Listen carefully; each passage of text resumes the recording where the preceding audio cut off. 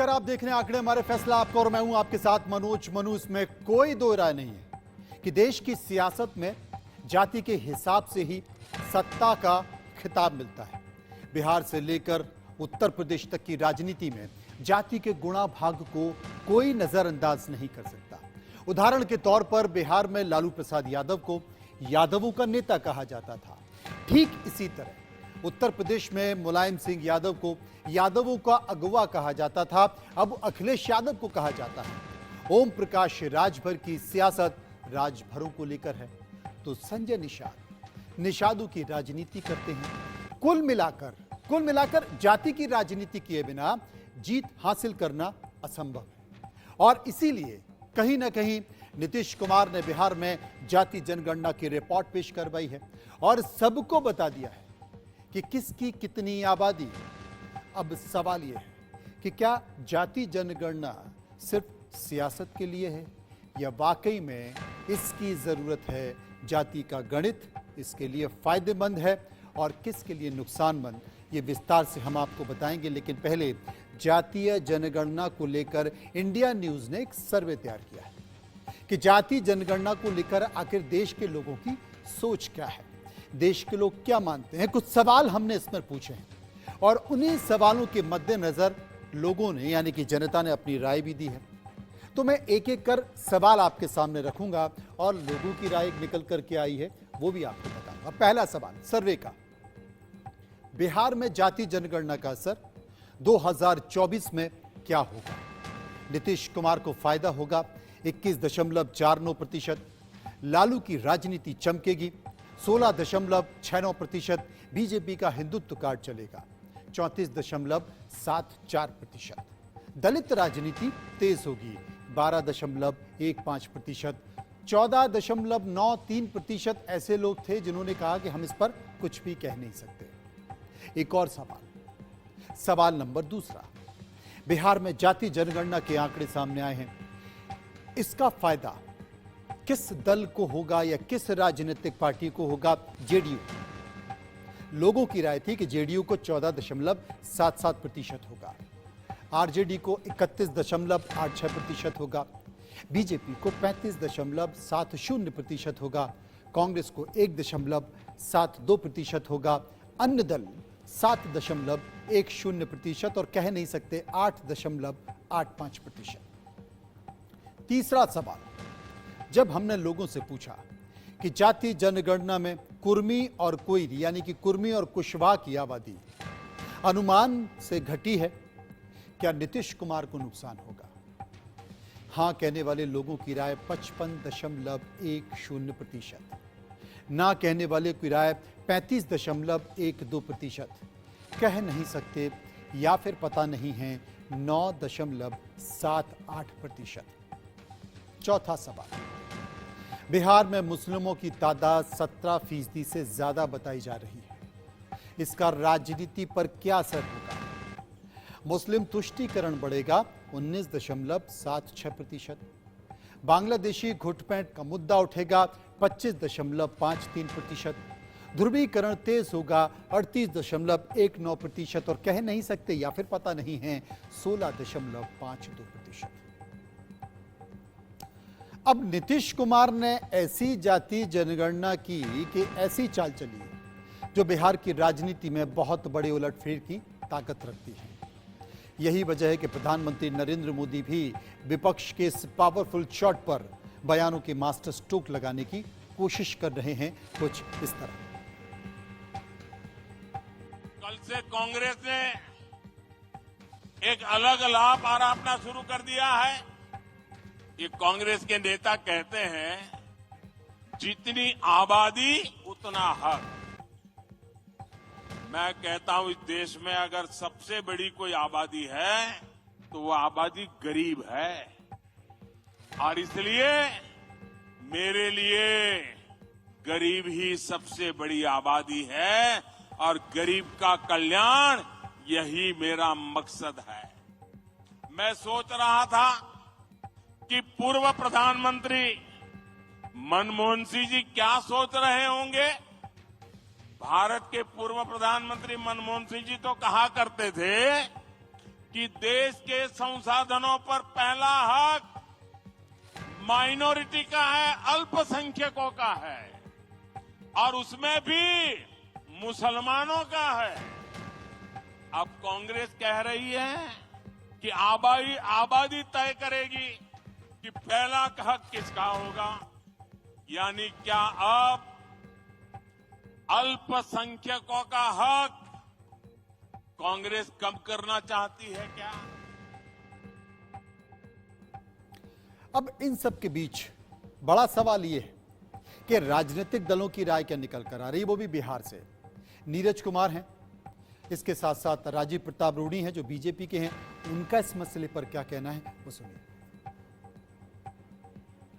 मुख्यमंत्री नीतीश कुमार जी ने सर्वदलीय सहमति के आधार पर और केंद्र सरकार की नरेंद्र मोदी के इनकार करने के बाद, और राजनीतिक निर्लज्जता का इससे बड़ा उदाहरण कुछ नहीं हो सकता है कि माननीय मुख्यमंत्री जी की सरकार यहाँ पर जाति गणना की रिपोर्ट जारी कर रही है और देश के आदरणीय प्रधानमंत्री ठीक 3.5 घंटे बाद राजनीतिक जहर डाल रहे हैं। कह रहे हैं ये विकास विरोधी लोग हैं। तो कल्याणकारी योजनाओं में जाति मानक क्यों है, रोजगार में जाति मानक क्यों है? तो आप जाति गणना केंद्र सरकार नहीं करवा रही है, तो पारदर्शी तरीके से अपनी बात को हम लोगों ने पूरे डेटा को सार्वजनिक किया है। अब माननीय मुख्यमंत्री नीतीश कुमार जी सर्वदलीय बैठक करेंगे और सर्वदलीय बैठक में जो भी दल आएंगे, जो अद्यतन सूचना है उसका प्रेजेंटेशन होगा। लेकिन आदरणीय प्रधानमंत्री जी जुबान खोलिए, ये विकास विरोधी कैसे है? पता नहीं इसके पीछे क्या उद्देश्य है, लेकिन ये सच है कि बिहार आज देश का सबसे गरीब और बीमारू राज्य है। और आज भी लगभग 38% लोग बिहार में भारतवर्ष में सबसे ज़्यादा गरीबी रेखा के नीचे हैं। तो आखिर ये जातिगत जनगणना क्यों? जब पूरा बिहार पिछड़ा और गरीब है तो इसका लाभ क्या होगा? और ये लोग जो जातिगत गणना करा करके इसकी चर्चा कर रहे हैं, इन्हीं लोगों ने बिहार में 35 वर्ष शासन किया है। तो मुझे लगता है कि बड़े धोखे की फिर से एक बार बड़ी तैयारी हो रही है। बिहार की जनता इस जातीय उन्माद को फिर से एक बार दब के जवाब देगी। बयान जेडीयू के अध्यक्ष का भी आया है, ललन सिंह का। वो इस मसले पर क्या कहते हैं सुनिए। जब कहीं सफल नहीं हुए तो माननीय सर्वोच्च न्यायालय में सॉलिसिटर जनरल को खड़ा कर दिया विरोध करने के लिए, चूंकि अब एक्सपोज हो रहे थे, उनको लग रहा था कि अब तो होगा ही। उसके बावजूद भी माननीय सर्वोच्च न्यायालय ने कहा कि बिहार में जो जाति आधारित गणना हो रही है उसमें हम कोई हस्तक्षेप नहीं करने जा रहे।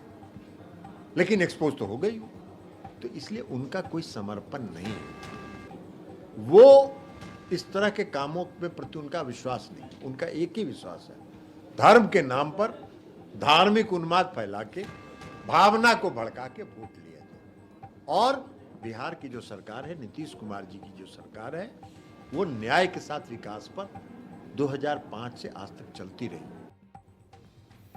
पहले चुनावी रणनीति तैयार करते थे, यानी कि नब्ज टटोलने का काम करते थे, और अब खुद चुनावी रणनीति में कूद गए हैं।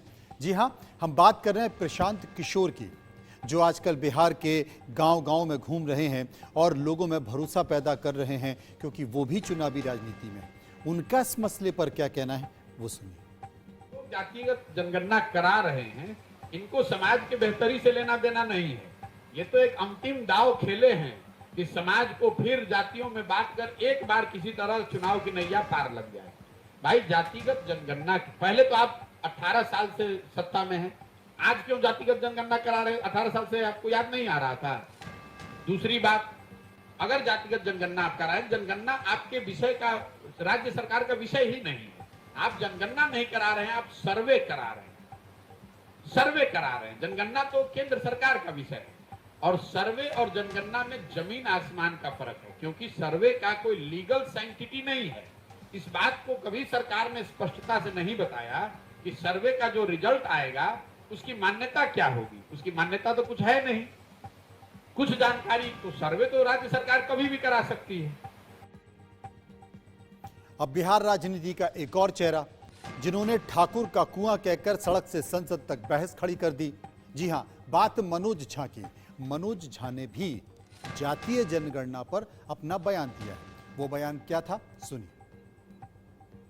व्यक्तिगत सर्वेक्षण की रिपोर्ट आई है बिहार से, आपकी चूल्हे हिली हुई है, जमीन खिसक रही है। आज आपने ये कार्रवाई की, थोड़ी देर हेडलाइन मैनेजमेंट भी हो, ये भारी पड़ेगा।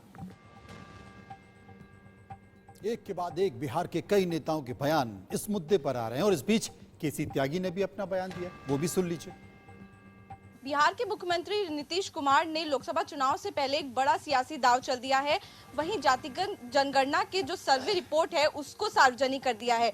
इस पे ज्यादा जानकारी के लिए हमसे बात करने के लिए केसी त्यागी जी मौजूद हैं, जो कि पूर्व सांसद भी रह चुके हैं। सर, बहुत बहुत शुक्रिया हमसे बात करने के लिए।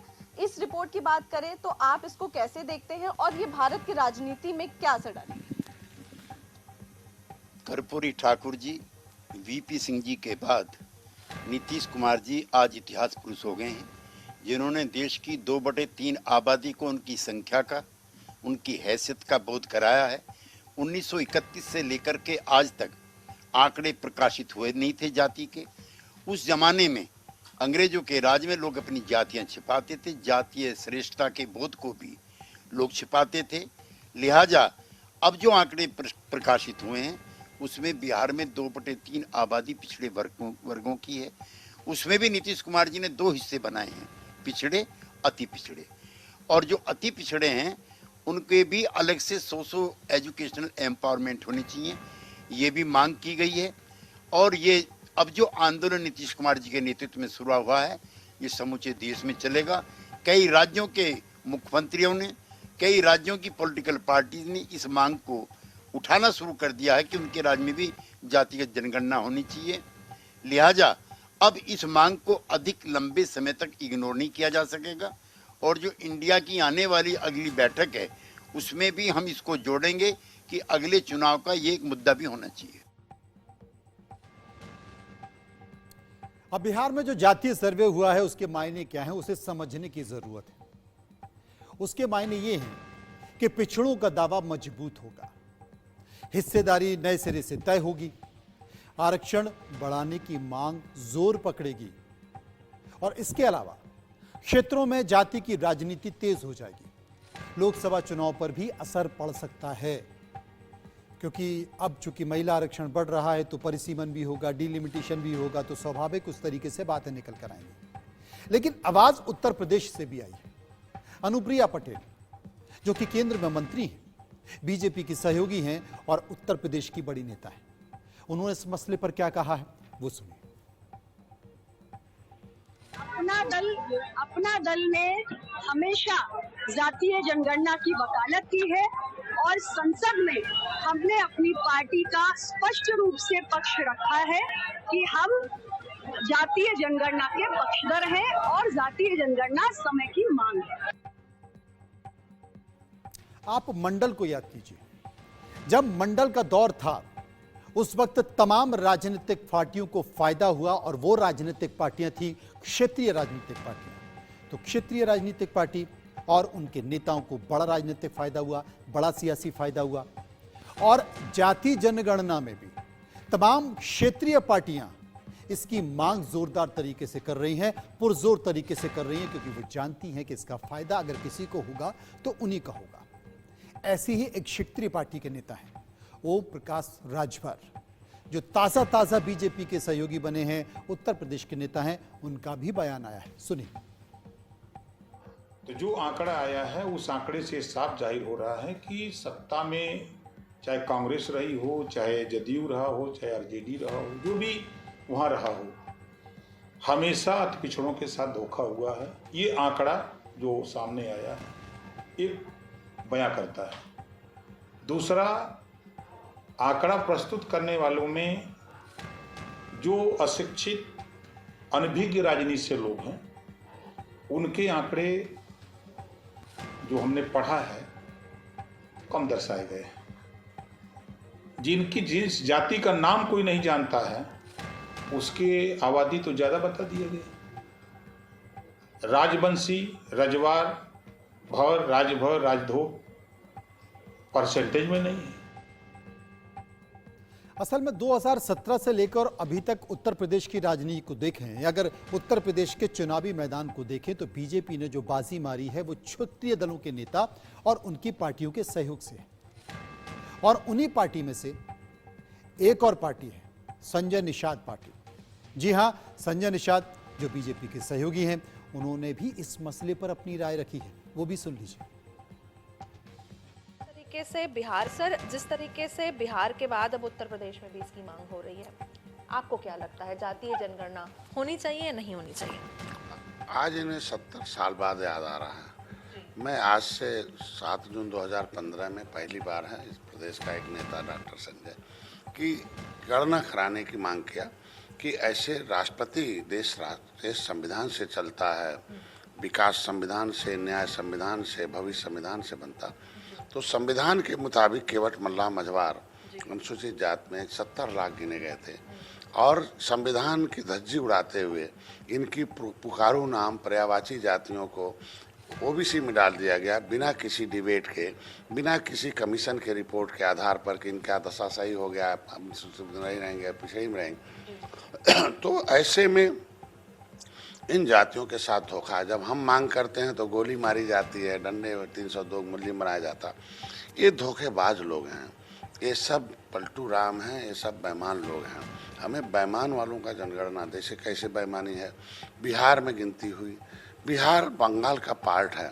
जब देश आज़ाद हुआ था तो बिहार बंगाल था, बाद में बिहार बना। तो बंगाल में अनुसूचित जात की जो सूची है उसमें मल्लाह, बिंद, केवट जो है अनुसूचित जात में, लेकिन बिहार में पन्ना ही गायब कर दिया कांग्रेस ने। यानी कि भारतीय जनता पार्टी की जितनी भी सहयोगी पार्टी है, रीजनल पार्टी, उनके नेता हैं, वो इसका समर्थन करते हैं, लेकिन उनकी अपनी बातें हैं। वहीं विपक्ष इस मुद्दे पर भी जोरदार तरीके से मांग कर रहा है। राहुल गांधी को आपने सुना, तमाम विपक्षी पार्टियों को सुना आपने। आम आदमी पार्टी जो अब तक जाति के आधार पर राजनीति नहीं करती है, वहां से भी बयान आया है। बयान किसका है? बयान संजय सिंह का है, जो अपनी बात कह रहे हैं इसी मसले पर। सुनिए। बीते दिन बिहार सरकार द्वारा जातिगत जनगणना की रिपोर्ट पेश की गई और उसके बाद ही राजनीतिक प्रतिक्रियाएं जो है वो निकलकर सामने आ रही हैं। आम आदमी पार्टी के वरिष्ठ नेता और सांसद संजय सिंह हमारे साथ हैं। सर, कल बिहार सरकार ने जातिगत जनगणना की रिपोर्ट पेश की, उसे लेकर तमाम तरह की प्रतिक्रिया आ रही है। बीजेपी आरोप लगा रही है कि देश को बांटने की साजिश कर रहे हैं जो राजद और जदयू की सरकार है बिहार में। देखिए, अगर बीजेपी की ये प्रतिक्रिया आ रही है तो ये प्रतिक्रिया अपने आप में बताने के लिए काफ़ी है कि दरअसल बीजेपी दलितों से, पिछड़ों से, शोषितों से, वंचितों से, अनुसूचित जनजाति से, आदिवासी से, अल्पसंख्यक से नफरत करती है, घृणा है उनके मन में। और ये बात मैं 2 प्रमाण के साथ कह रहा हूं। प्रभु श्री राम के मंदिर का शिलान्यास हुआ, उसमें योगी जी गए, भागवत जी गए, आनंदीबेन पटेल गई, मोदी जी गए, देश के महामहिम राष्ट्रपति को नहीं बुलाया गया। अभी संसद का उद्घाटन हुआ, द्रौपदी मुर्मू जी को नहीं बुलाया गया। तो एक दुर्भावना, एक छुआछूत की भावना भारतीय जनता पार्टी और नरेंद्र मोदी जी के मन में है, जो समय समय पर उजागर होती है, और इसीलिए जाति जनगणना से भाग रहे हैं। आप मुझे बताइए, बांटने की कार्रवाई कैसे है? आदिवासी कितनी संख्या में है और उनको कितनी सरकारी योजनाओं का और आरक्षण का लाभ मिलना चाहिए, ये पता करना देश को बांटना है। अनुसूचित जनजाति के लोग कितने हैं और उनको कितनी सरकारी योजनाओं और आरक्षण का लाभ मिलना चाहिए, ये जानकारी लेना, जातीय जनगणना कराना देश को बांटना है। पिछड़े और अति पिछड़े लोगों की संख्या कितनी है, ये जानना और वो करना, क्या ये आपको लगता है कि ये देश को बांटने की कार्रवाई है? तो इसलिए मोदी जी के और बीजेपी के मन में एक नफरत और दुर्भावना है, जिसके कारण से वो जाति जनगणना का विरोध कर रहे हैं। पूरे देश में जाति जनगणना लागू करनी ही होगी, वरना किसान आंदोलन से बड़ा आंदोलन इस देश के अंदर होगा। सर, एक और विवाद आया है कि एक न्यूज एजेंसी पे आज सुबह से छापेमारी चल रही है, कुछ चाइना लिंक बताया जा रहा है कि चाइना के जरिए पैसा आया था हवाला कर। ये तो देखिए, मोदी सरकार एक बेईमान और तानाशाह सरकार है, और चाइना की फंडिंग का कारण बता रहे हैं छापेमारी के पीछे। आप मुझे बताइए कि नरेंद्र मोदी जी के दोस्त अडानी की कंपनी में हजारों लाखों करोड़ रुपए का काला धन लगा। किसने लगाया? चीन के व्यापारी ने। उस पर क्या कार्रवाई हुई? अब आपने जाति की राजनीति को सुना।